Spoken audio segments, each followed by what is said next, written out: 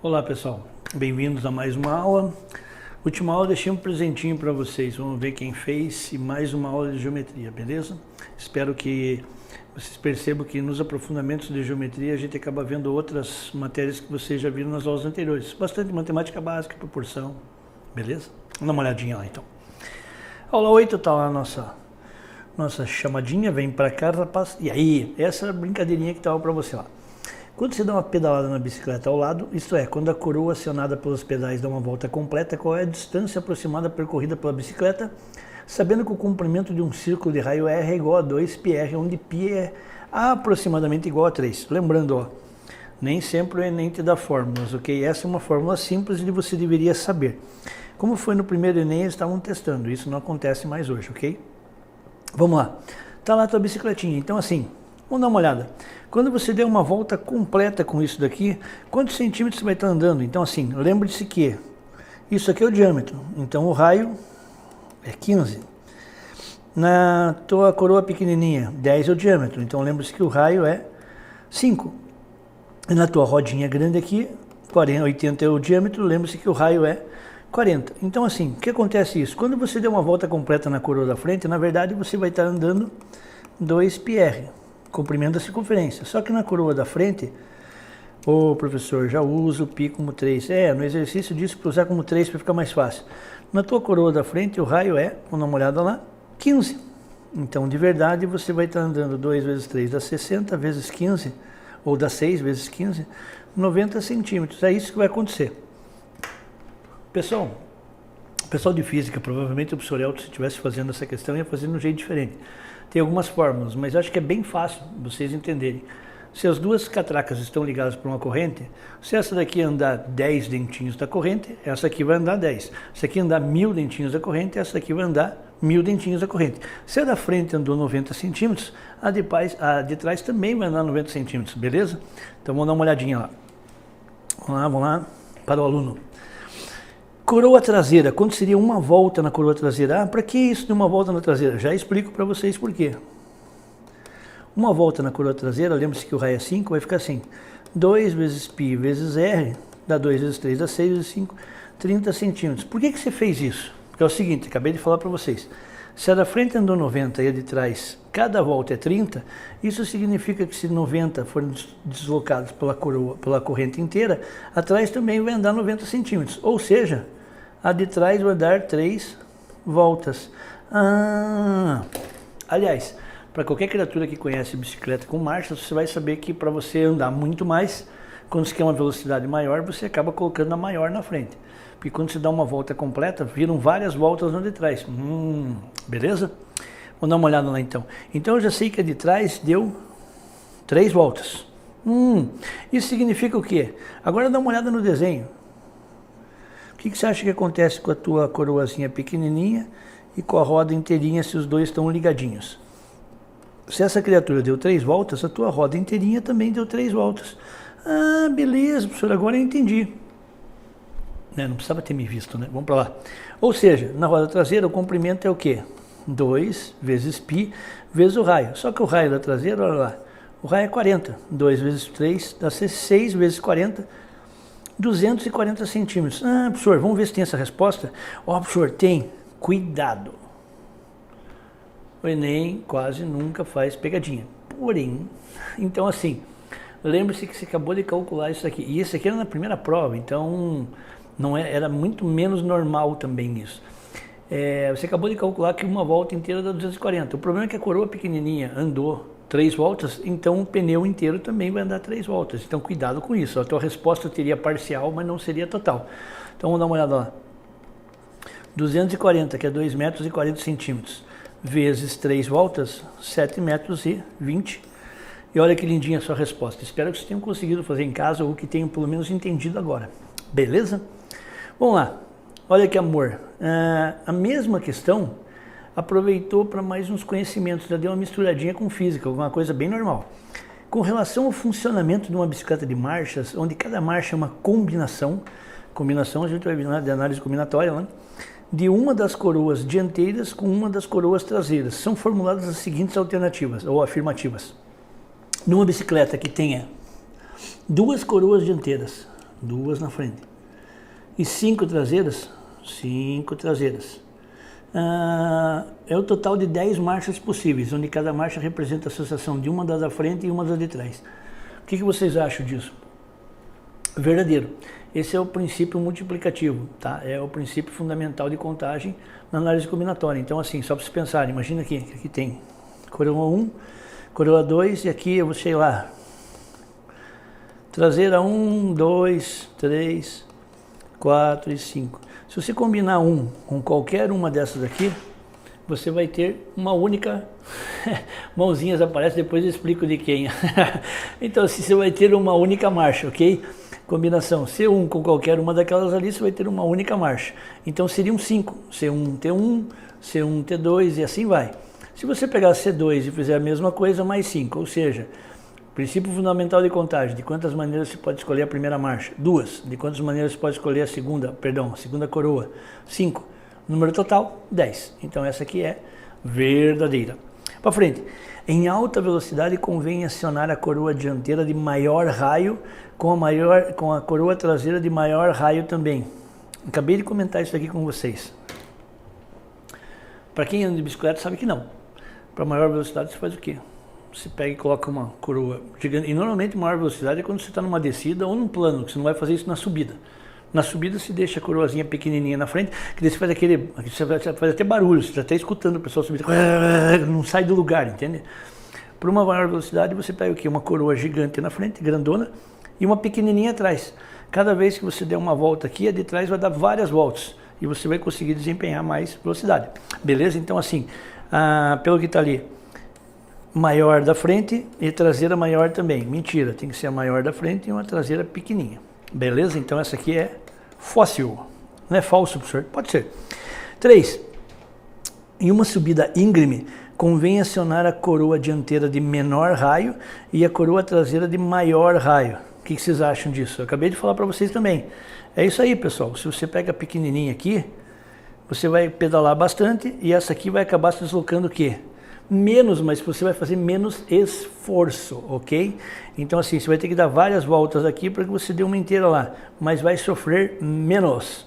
Então olha que bonitinho, sua resposta lá, tadá, 1 e 3 são verdadeiras.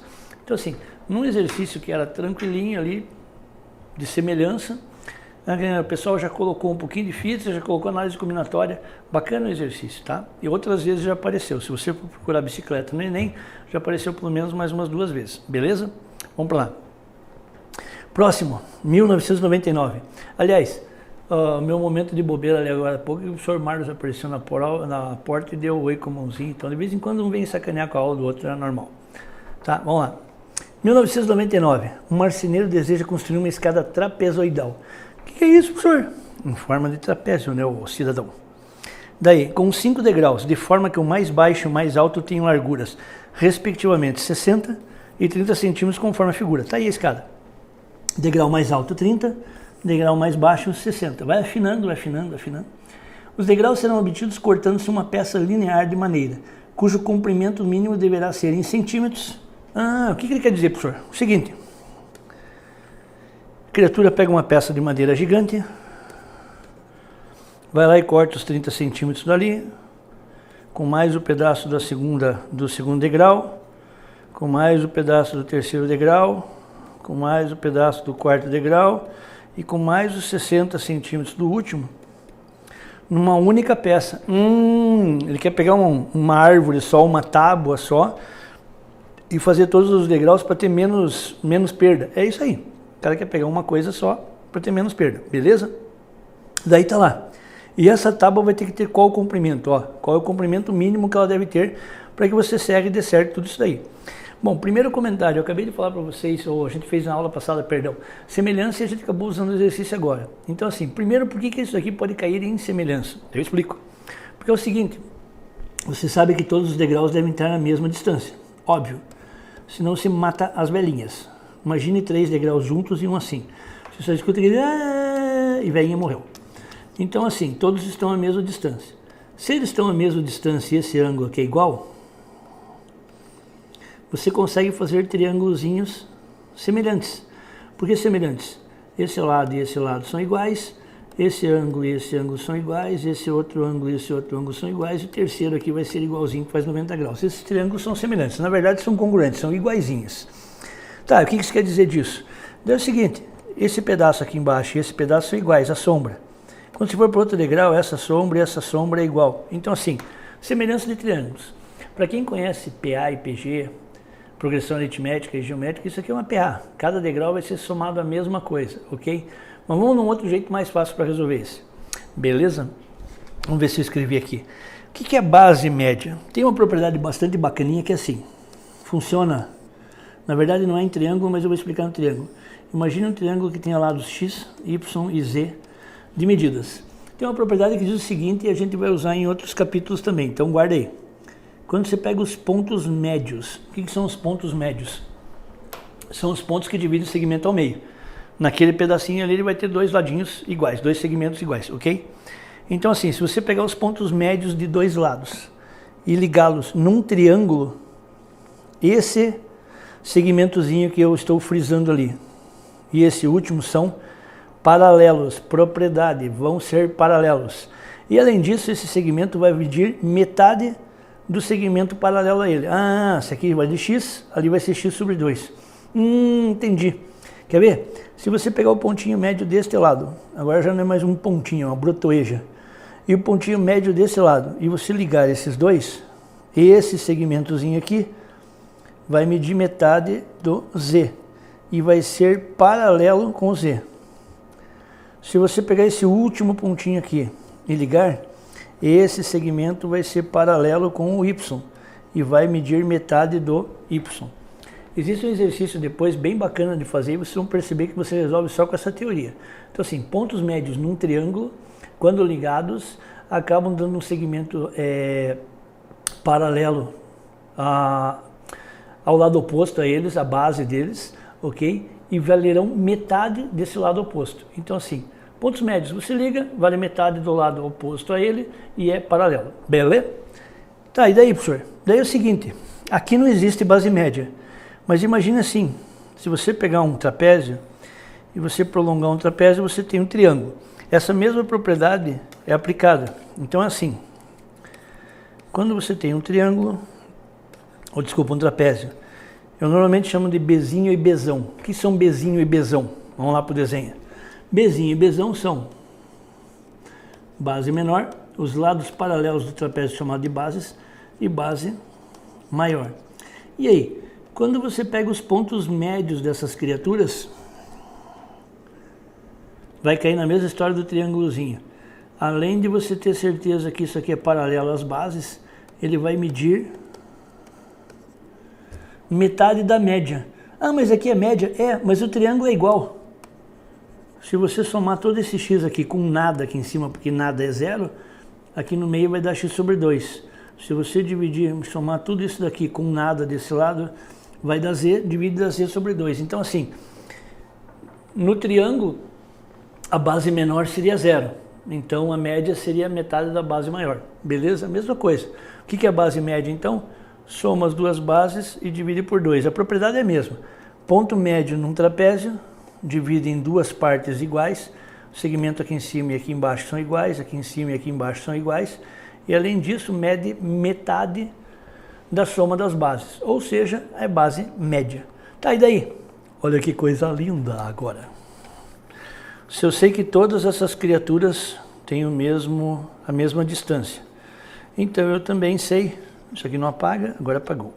Então eu também sei que isso aqui está no meio do caminho. Se ele está no meio do caminho, eu posso somar as duas bases e dividir por 2.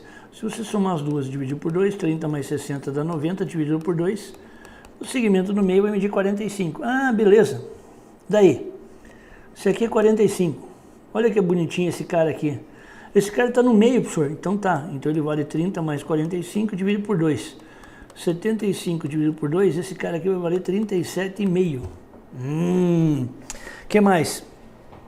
Ou 32,5. Não, 37,5. Dá uma olhada aqui embaixo. Esse rapazinho aqui, ó.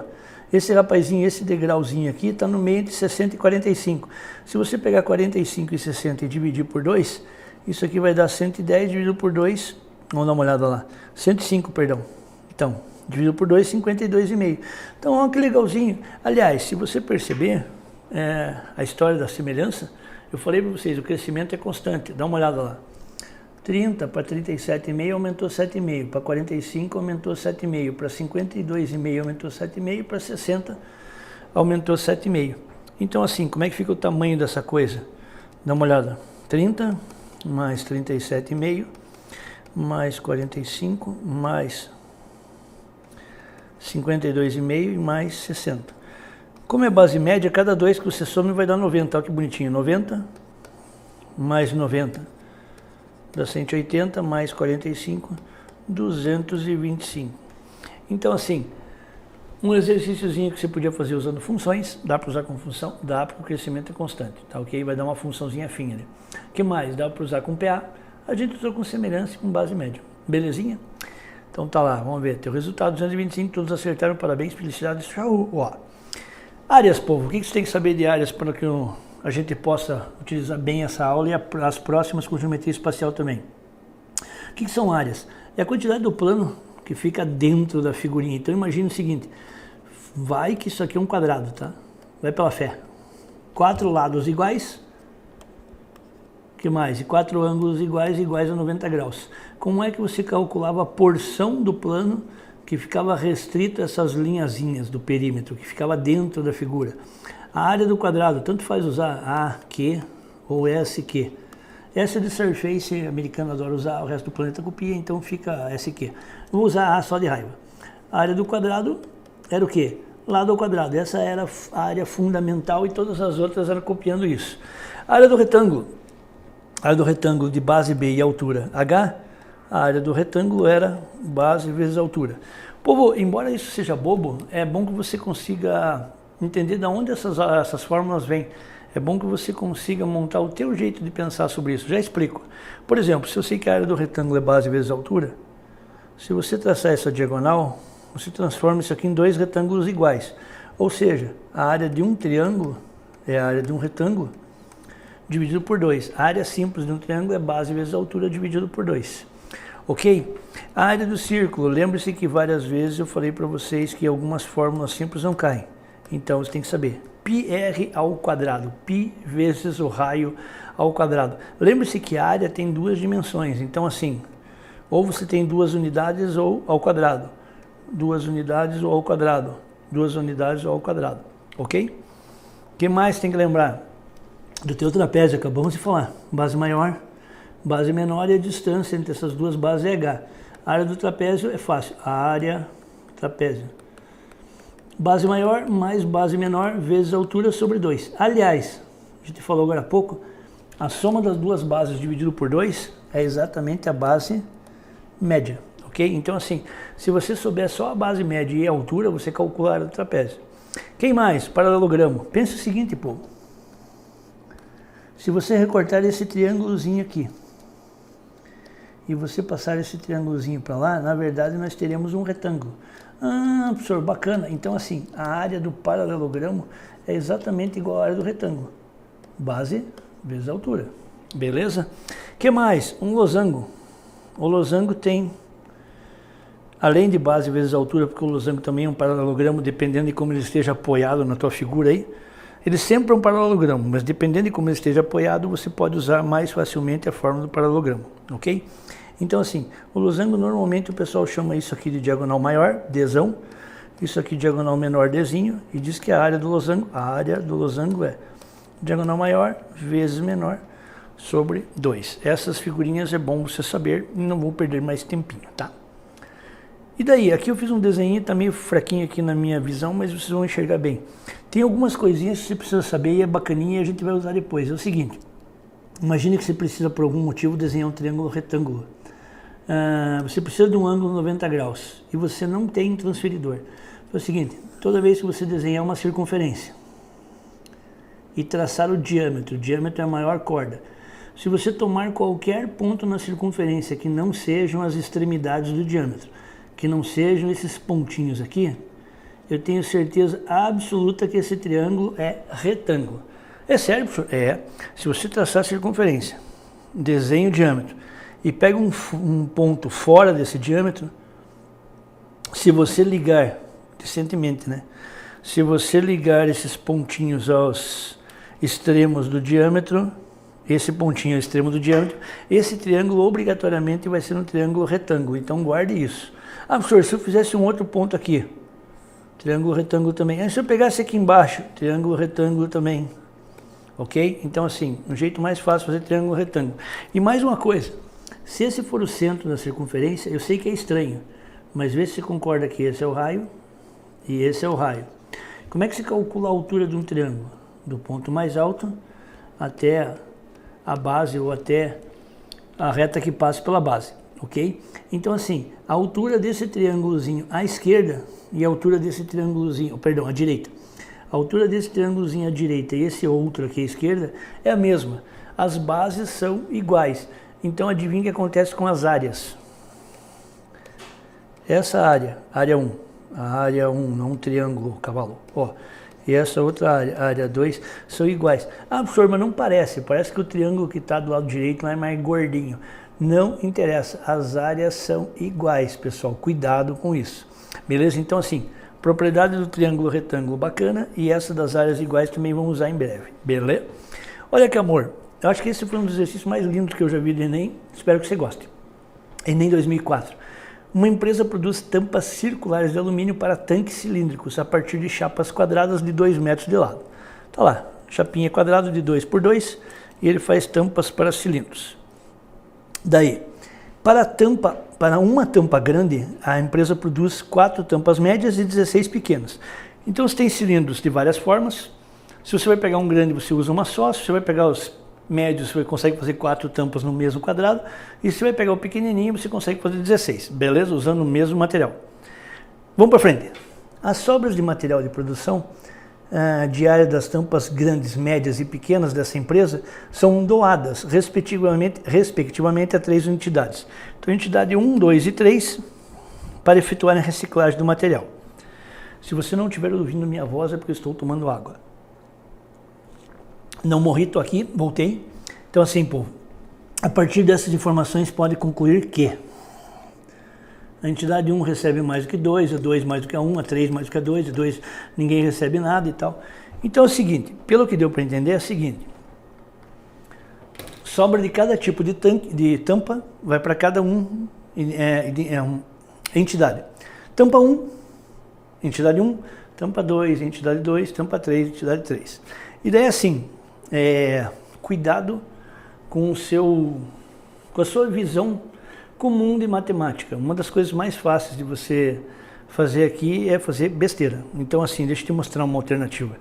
Quer ver uma alternativa bacana? De você dizer assim, a entidade 1 recebe mais do que a 2, a 1 recebe mais do que a 3. Dá para explicar o que você está falando? Dá. É o seguinte, se você não conhece muito matemática, você pensa assim, peraí, quanto mais tampas você faz ali, por exemplo, você vê que a entidade 3 vai receber aquela que tem, o resto daquela que tem 16. Quanto mais tampas, elas estão ficando mais próximas. Se elas estão ficando mais próximas, quase não tem espaço no meio delas. Se quase não tem espaço no meio delas, vai sobrar menos material. Isso é um jeito de pensar. Então assim, quanto maior o número de tampas, então assim, se por exemplo tivesse infinitas tampas ali, ia cobrir a tampa inteira. Entendeu? Se você tivesse infinitas tampinhas ali, você preencheria todo o quadrado. E daí não sobraria nada. Então assim, aparentemente, quanto mais tampas você vai colocar, menos sobra vai ter. E portanto a entidade vai ser prejudicada. Mas vamos ver o que acontece. Vamos dar uma olhadinha, vai. Então assim, olha que bonitinho. Qual é a sobra da tampa 1? Bom, o que é a sobra? Toda vez que você tem uma figura com buracos, a sobra é o quê? É uma conta de subtração. Como é que você calcula a sobra? A área do quadrado menos a área que foi retirada, ou a área dos círculos, vamos colocar assim. Então assim, como é que você calcula a sobra? Como é que se calcula a sobra 1? Vou colocar assim, sobra 1. Como é que se calcula a área do quadrado? A gente comentou agora há pouco. O lado ao quadrado. A área 2, como é que se calcula a área 2? O lado ao quadrado. Como é que se calcula a área 3? O lado ao quadrado. Essa é a primeira parte. Como é que se calcula a primeira sobra? Aqui dentro nós temos um círculo Então assim, área do círculo, π vezes o raio elevado ao quadrado. Problemas. Vamos ver, eu acho que ele falou que o π coloca algum valor no lugar do π. Não, π é π mesmo, não vai colocar nenhum número, vai complicar. Então assim, no primeiro, o meu círculo está exatamente no centro daquilo ali. Então, se o quadrado tem lado 1, o raio é, ou lado 2, o raio é 1. Ou seja, a sobra do primeiro vai ficar assim, 2 ao quadrado é 4, π vezes 1π. 4 menos π. Esse é um número estranho, mas é a sobra do teu primeiro material. Vamos para o segundo. No segundo eu tenho que tirar 4 círculos. Por que 4 círculos? Está aqui, ó. 4 círculozinhos. Tá, professor, e daí? Como é que se calcula a área de um só? Π vezes o raio ao quadrado. O problema é o seguinte, o raio agora, se aqui do meio até aqui é meio, aliás é 1, aqui vai ser metade do 1, ou seja, meio. Então o teu raio é meio. Ah, legal. Quando você fizer esse cálculo vai dar 4. Quando você fizer a segunda parte vai ficar assim, 4 vezes π vezes 1/4. Simplifica, 4 menos π. Nossa, professor, deu a mesma coisa. Deu a mesma coisa. Ok? Então assim, vamos dar uma olhada no próximo. 4 vezes πr ao quadrado. 4 círculos, não, agora não é 4, professor. Ó, no último, você vai contar aqui, e são 4 vezes 4, são 16 círculos. E o raio? Lembre-se que aqui no meio é 1. Aqui é meio. Então se ali é meio, o raio é metade de meio, que é 1/4. E daí, professor? Daí teu cálculo vai ficar assim, 4 menos 16 vezes π vezes 1/16. Simplifica, simplifica, 4 menos π. Nossa, meu. Eu nem sei o que significa 4 menos π. Sei, 0,86 mais ou menos. Mas todos eles deram a mesma coisa. Cuidado com a tua intuição. Então, nesse caso, tua intuição pode levar a um erro no exercício. Ok? Faça o cálculo. Principalmente em questões que ele te dá a fórmula. Estranhamente, já falei, a fórmula da área do círculo é uma fórmula simples, não tem aparecido. Mas ele deu a fórmula. Significa que ela é útil. Faça os cálculos, ok? Cuidado com o que você pensa em matemática. Não generalize casos que você não tem certeza. Então tá lá. Vamos ver o que acontece? As 3 entidades receberam exatamente o mesmo material. Belezinha? Vamos ver o que acontece aqui. Olha que bonitinho, um rapidinho para deixar você feliz. Um pátio de grandes dimensões vai ser revestido por pastilhas brancas e pretas, segundo o padrão. Então isso aqui é interessante, por mais que não pareça, mas grandes dimensões. Segundo o padrão representado ao lado, que vai ser repetido em toda a extensão do pátio. Esse é o padrão. Viu que bonitinho? Então assim, esse é um pedaço, mas o pátio inteiro vai ter. Parece aquelas pastilhas que se colocam em prédio. Daí, as pastilhas da cor branca custam 8 o metro. Então, branca, R$8 por metro quadrado. 8 metro quadrado. Daí, e as de cor preta, 10 o metro quadrado. 10 o metro quadrado, a de cor preta. Qual é o preço por metro quadrado? Senhor, ferrou-se, né? Por quê? Porque não tem a medida do pátio, não tem medida de nada. Mas ele falou um negócio bem bacana aqui, ó. Vai ser repetido segundo o padrão. Se você for dar uma olhada nesse padrão, aliás, eu vou deixar esse brinquedinho para vocês fazerem na outra aula, mas dá uma olhada aqui, ó. Não tem dimensões. Isso aqui é um pedaço. Ele não diz qual é o tamanho do pátio. Ele falou assim, grandes dimensões. O pátio pode ser de 10 km por 20 km, de 8 milhões de metros por 5 milhões de metros, de grandes dimensões. Pode ser de 100 metros por 100 metros, já acha que é grande dimensão. Mas eu não sei nem o tamanho daquelas pastilhas. Então assim, como é que eu vou saber o preço médio? E veja que existe um padrão, ok? Então a próxima aula eu começo com isso para tirar sua dúvida. Espero que você tenha entendido, espero que você tenha gostado. Vou te dar uma ideiazinha aqui bonitinha. Então, ó, as respostas. Resposta, 8,40. Chegue no 8,40. Tenta entender por quê. Então assim, R$8 o metro quadrado da branca, 10 da preta. E assim, o que você tem aqui, ó? Lembre-se, grandes dimensões, existe um padrão. Qual é o padrão? Não sei, dá uma olhada no padrão aí. Copie uma linhazinha aí, lembre-se de uma linhazinha aí. Tire uma foto do seu computador aí. Verifique esse troço e imagine como fazer. Essa é a tua ideia. O que está se repetindo? Qual é o padrão? Ah, tem uma preta na primeira linha, depois está aqui. Ache o padrão disso e termine, ok? Próxima aula eu mostro para vocês, espero que tenham achado. Tranquilo? Um abraço para vocês, até a próxima.